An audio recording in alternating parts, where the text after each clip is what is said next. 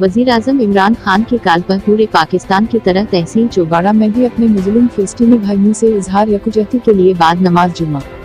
साबिक उम्मीदवार सूबाई असम्बली मुल्क इमरान जड़, तहसील सदर इंसाफ यूथ वन चौबाड़ा चौधरी खिजर कल्डो, रहनुमा तहरीक इंसाफ सईद जीशान खरल और मजदूर लीडर चौबाड़ा गुलाम मुस्तफी लोहार की जेर क़यादत एक शानदार रैली निकाली गई है,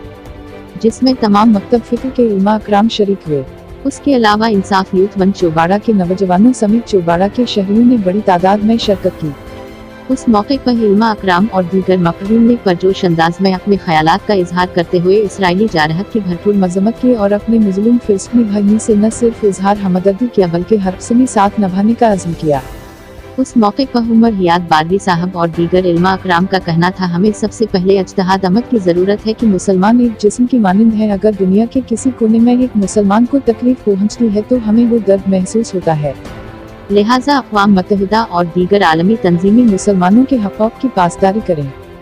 और मुसलमानों के लिए जान से अज़ीज़ क़िबला अव्वल बैतुल मक़दिस और मस्जिद अक़सा की बेहरमती को रोका जाए। उस मौके पर इमरान जड़ का कहना था कि हुकूमत जहाद का ऐलान करे, हम अपनी जान इस्लाम की राह पर कुर्बान करने